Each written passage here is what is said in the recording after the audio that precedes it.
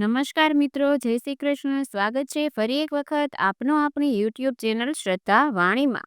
મિત્રો, આજે આ વિડીયોમાં આપણે જાણશું કે દેવ દિવાળી ક્યારે છે, પ્રદોષકાળમાં દેવ દિવાળી મનાવાય છે, તે દેવ દિવાળીના મહત્વ વિશે તથા દેવ દિવાળીના મુહૂર્ત વિશે જાણીશું.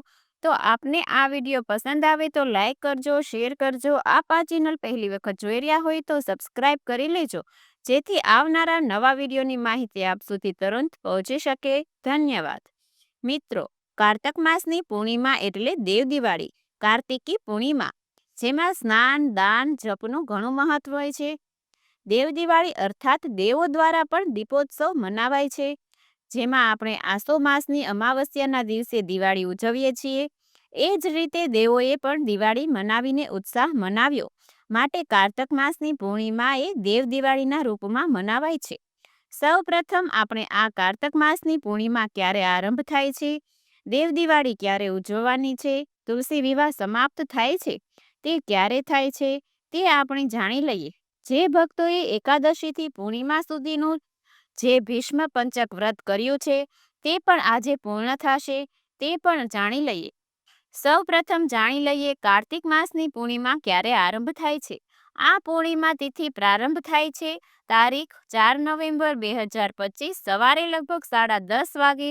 જે તિથિ પૂર્ણ થાય છે 5 નવેમ્બર 2025 સાંજે 6:48 આસપાસ. ઉદય તિથિ અનુસાર જોઈએ કે રાત્રિની તિથિ અનુસાર જોઈએ તો પણ 5 નવેમ્બર 2025ના દિવસે પૂર્ણિમાનો ઉત્સવ મનાવાશે, કારણ કે ચંદ્રોદયનું ઘણું મહત્વ છે. આજે ચંદ્ર ઉદય સાંજે લગભગ 6 વાગ્યાની આસપાસ, એટલા માટે પૂર્ણિમાનું વ્રત આજે જ થશે. આજે જ તુલસી વિવાહ સમાપ્ત થાય છે. કારતક માસની પૂર્ણિમા છે, ભીષ્મ પંચક વ્રત પૂર્ણ થાય છે, એટલા માટે ભીષ્મ પિતામહને અર્ધ્ય અપાય છે, સૂર્ય નારાયણને અર્ધ્ય અપાય છે, ગાયત્રી મંત્રનો જાપ થાય છે. સૂર્યાસ્ત પછી દીપમાલા પ્રગટાવાશે. આ દિવસે ઘીનો દીપક છે, તલના તેલનો દીપક છે, સરસવના તેલનો દીપક છે, તે પ્રગટાવી શકાય છે. ઘરમાં પણ આપણે ખૂણે ખૂણે આખા ઘરમાં દીપ પ્રગટાવીએ છીએ. મંદિરોમાં જઈને પણ, કૂવા, તળાવ, વાવડી પાસે પણ, ખાલી મેદાનમાં જઈને પણ દીપદાન કરી શકાય છે. આજે દીપ પ્રગટાવવાનું ઘણું મહત્વ છે. આકાશ નીચે દીપ પ્રગટાવવાથી પણ જીવનમાં શુભ શક્તિનો સંચાર થાય છે. તલના તેલનું દીપક પીપળાના વૃક્ષ નીચે અવશ્ય પ્રગટાવવું જોઈએ. ગંગાપુત્ર ભીષ્મનું સ્મરણ કરવું જોઈએ, જેથી પિતૃઓ પણ પ્રસન્ન થાય, તેમને મુક્તિ મળે અને તેમના આશીર્વાદ આપણા વંશ ઉપર રહે. દેવતાઓ માટે ઘીનો દીપક પ્રગટાવવો જોઈએ. જે આપણું ઘરનું મંદિર છે ત્યાં આપણે દીપદાન કરીએ છીએ, તેમાં ઘીનો દીપક પ્રગટાવાય છે. ધાર્મિક માન્યતા અનુસાર આજે શિવજીએ ત્રિપુરાસુર નામના રાક્ષસનો વધ કર્યો હતો. તેમના આતંકથી મનુષ્યને દેવતાઓને મુક્તિ મળી. એટલા માટે આજે બધા ભગવાન મહાદેવની પૂજા ઉપાસના અવશ્ય કરે છે. કાશી નગરીનું સ્મરણ કરાય છે, જે મોક્ષપુરી કહેવાય છે. જેમ દશેરાનો ઉત્સવ અધર્મ ઉપર ધર્મની જીતનું પ્રતીક છે, એ જ રીતે આ કારતક માસની પૂર્ણિમા પણ અધર્મ ઉપર ધર્મની જીતનું પ્રતીક રૂપ છે. દશેરાના દિવસે શ્રી રામજીની પૂજા થાય છે, એવી જ રીતે કારતક માસની પૂર્ણિમાના દિવસે ભગવાન મહાદેવની પૂજા થાય છે. દેવી લક્ષ્મીજી સહિત નારાયણની પૂજા થાય છે, કારણ કે આજે તુલસી વિવાહ પણ સંપન્ન થાય છે અને પૂર્ણિમા તો લક્ષ્મીજીને અત્યંત પ્રિય છે. ચંદ્રદેવને કાચું દૂધ છે અથવા ગંગાજળ છે, શુદ્ધ જળ છે, સફેદ પુષ્પ છે, ચોખા છે, કંકુ છે, તેનાથી અર્ધ્ય અપાય છે. અને આ કાંઈ ન કરીએ તો પ્રણામ પણ કરીને ચંદ્રદેવનું સ્મરણ કરી શકાય છે. આમ કરવાથી ચંદ્રદોષ શાંત થાય છે, ભગવાન મહાદેવની કૃપા પ્રાપ્ત થાય છે. કારણ કે પૂર્ણિમાની રાજા મહાદેવ છે, મહાકાલ છે, અને પૂર્ણિમાના મહારાણી તે માતા મહાલક્ષ્મી છે. કારણ કે માતા મહાલક્ષ્મીનો પૂર્ણિમાને પણ જન્મદિવસ મનાય છે. ચંદ્રદેવ માતાના ભાઈ છે, એટલા માટે ચંદ્રદેવની સાથે લક્ષ્મીજીનું પૂજન કરવું તે સર્વશ્રેષ્ઠ મનાય છે. શુભ ફળની પ્રાપ્તિ કરાવનાર છે. આ દેવ દિવાળી પછી દિવાળી સમાપ્ત થાય છે. હવે આવતા વર્ષે દિવાળી ઉજવાશે. આજે દિવાળીનું સંપૂર્ણપણે સમાપન થાય છે. આ ઉત્સવ પૂર્ણ થાય છે. આ કાર્તિક પૂર્ણિમાના ગંગાજીમાં સ્નાન કરવાનું પણ ઘણું મહાત્મય છે. કહેવાય છે કે જે ભક્તો કાર્તિક માસમાં ગંગાજીનું એકવાર પણ સ્નાન કરવા જાય છે, તેને આખા વર્ષના સ્નાનનું ફળ પ્રાપ્ત થાય છે. આજે મૌન ધારણ પણ કરી શકાય છે. સત્યનારાયણ ભગવાનની કથા કરાય છે. આ કારતક માસની પૂર્ણિમાનું મહત્વ તુલસી વિવાહને કારણે છે. જે ભગવાન નારાયણ પરમ પુરુષોત્તમ તેમનો વિવાહ પવિત્ર વૃક્ષ એવા તુલસી માતા સાથે દિવ્ય સ્ત્રી ઉર્જાની સાથે જે પ્રતિનિધિત્વ કરે છે તેમની સાથે વિવાહ થાય છે. બ્રહ્માંડના સંરક્ષણ ભગવાન વિષ્ણુ છે અને દિવ્ય સિદ્ધાંતના પ્રતીક પણ છે. તેમનું મિલનનો જે દિવસ છે તે છે આ તુલસી વિવાહનો દિવસ. કારતક માસની પૂર્ણિમા તુલસી વિવાહના દિવસે માતા તુલસીજીનું પૂજન ખાસ કરાય છે. સવાર સાંજ માતા તુલસીને શણગારાય છે દુલ્હનની જેમ, અને તુલસી માતાના વૃક્ષની પાસે છોડની પાસે ભગવાન શાલિગ્રામની મૂર્તિની પૂજા થાય છે. સાદી રીતે પણ આપણે ઘેરે પણ શાલિગ્રામજીની સાથે તુલસીજીની પૂજા કરી શકીએ છીએ. શાલિગ્રામ પથ્થર અથવા શાલિગ્રામનું ચિત્ર હોય તે પણ ચાલે. પીળું વસ્ત્ર છે, લાલ રંગની ચૂંદડી છે, સિંદૂર છે, કુમકુમ છે, અક્ષત માટીનો દીવો, ઘી, ફૂલ, મોસંબી, ફળ છે, પંચામૃત અને શેરડી ખાસ ચડાવાય છે. શક્કરિયા છે, આમળા છે, સિંગોડા છે, બોર, સીતાફળ, જમરૂક આ બધી સામગ્રી એકઠી કરીને તુલસીજીની પાસે પૂજન કરીને રખાય છે અને તુલસીજીની કથા સંભળાય છે. ત્યારબાદ ભગવાન વિષ્ણુના સહસ્ત્ર નામ જપ પણ કરી શકાય છે.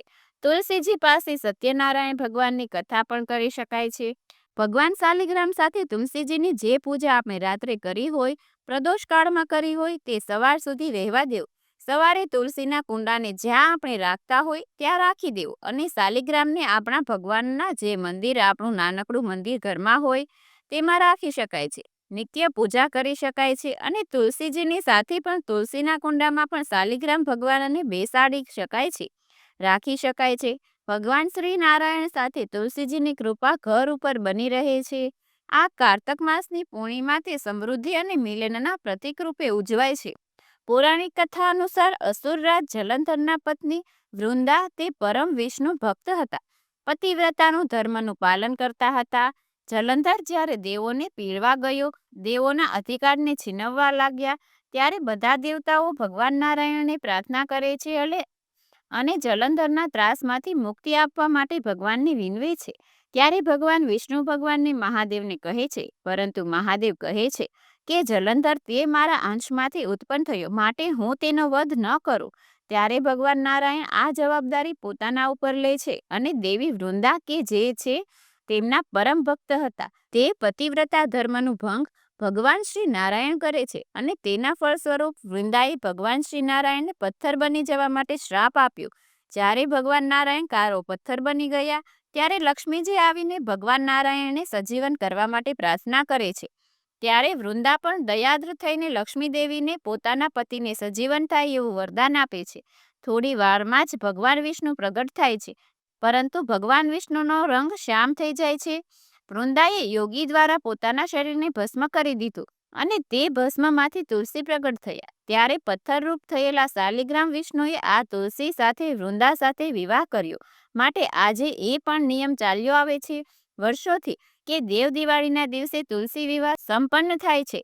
ભગવાન વિષ્ણુએ વૃંદા ઉપર પ્રસન્ન થઈને વૃંદાને વરદાન આપ્યું કે હે વૃંદા, હે તુલસી, જ્યાં મારી સેવા થશે ત્યાં તારી પણ સેવા થશે, અને જે ભક્તો તુલસી સમર્પિત કરીને મારી સેવા કરશે, ભગવાન નારાયણ, ભગવાન શ્રી કૃષ્ણની સેવા કરશે, તેની સેવાઓ સ્વીકાર અવશ્ય થશે.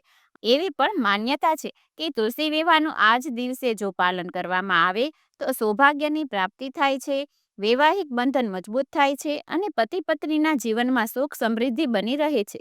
સ્વાસ્થ્ય દીર્ઘાયુ પ્રાપ્ત થાય છે, જીવનમાં આવેલી બાધાઓ દૂર થાય છે, કાર્યમાં સફળતા પ્રાપ્ત થાય છે, આધ્યાત્મિક વિકાસ અને ભક્તિની પ્રાપ્તિ થાય છે. તુલસી માતાજીનો વિવાહ આજે ધાર્મિક સમારોહથી ધામેધૂમેથી કરાવવામાં આવે છે. આ મિલનનો દિવસ છે, મિલનનો ઉત્સાહ અને ઉત્સવ છે. બ્રહ્માંડના સંતુલનને બનાવવા માટે આ તહેવાર મનાવવામાં આવે છે. પવિત્ર અનુષ્ઠાનમાં ભાગ લઈને પણ ભક્તો પોતાના જીવનમાં પવિત્રતા, ભક્તિ અને સમૃદ્ધિની આશા સાથે તુલસી ભગવાન વિષ્ણુના આશીર્વાદ પ્રાપ્ત કરી શકે છે. એવો આ પવિત્ર દિવસ છે દેવ દિવાળીનો. મિત્રો, આશા છે કે આપને આ વિડીયો જરૂર પસંદ આવ્યો હશે. તો આ વિડીયો પસંદ આવ્યો હોય તો લાઈક કરી તમારા મિત્રોને મોકલી. અમારી ચેનલમાં નવા હોય તો સબસ્ક્રાઇબ કરવાનું ભૂલતા નહીં. ફરી મળીશું નવા વિડીયોમાં. ત્યાં સુધી આપ સૌ લોકોને અમારી ચેનલના જય શ્રી કૃષ્ણ. ધન્યવાદ.